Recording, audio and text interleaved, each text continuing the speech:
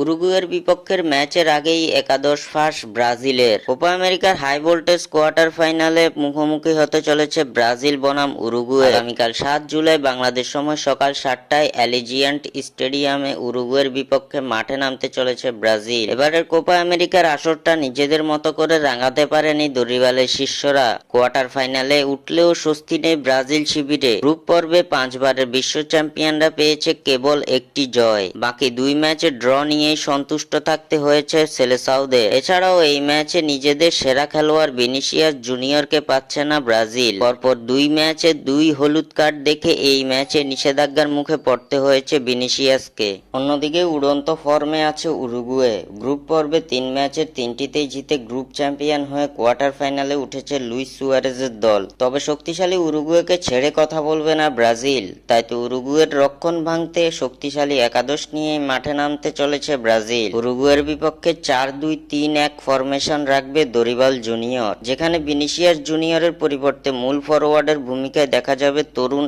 এন্ড্রিককে। এক নজরে উরুগুয়ের বিপক্ষে ব্রাজিলের একাদশ: Endrick, Rodrygo, Lucas Paqueta, Raphinha, Joao Gomes, Bruno Guimaraes, Guilherme Arana, Marquinhos, Eder Militao, Danilo ও আলিসন বেকার।